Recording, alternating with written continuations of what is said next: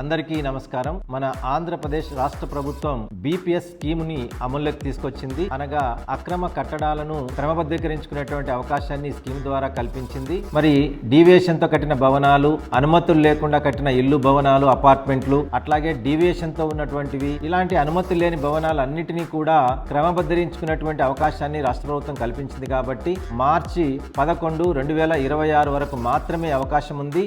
అంతేకాకుండా ఇదే చివరి అవకాశము, మళ్ళీ ఇలాంటి అవకాశం భవిష్యత్తులో ఉండదు. ఇలా క్రమబద్ధరించుకోకుండా మిగిలిపోయినటువంటి భవనాలు ఏమైనా అనుమతులు లేకుండా అలాగే ఉంటే వాటిని మార్చి 2026 తర్వాత కూల్చివేయడం కూడా జరుగుతుంది అని ప్రభుత్వం మాకు ఉత్తర్వులు ఇచ్చింది. ఈ నేపథ్యంలో ప్రజలందరూ కూడా, మీరందరూ అలాంటి కట్టడాలు ఉన్నటువంటి వాళ్ళు బీపీఎస్ స్కీమ్ను ఉపయోగించుకోండి, మీ ఆస్తులను చట్టబద్ధత చేసుకోవాల్సిందిగా అందరికి రిక్వెస్ట్ చేస్తున్నాం. ఈ బీపీఎస్ స్కీమ్ ద్వారా క్రమబద్ధీకరణ చేసుకున్నటువంటి ఇల్లు కానీ, భవనాలు కానీ, అపార్ట్మెంట్ ఉంటే అలాంటి వాటికి కుళాయి కనెక్షన్ని కట్ చేస్తాము. అంతేకాకుండా ఎలక్ట్రిసిటీ కూడా ఆ భవనాలకు, ఆ ఇళ్లకు కట్ చేయడం జరుగుతుంది. Thank you.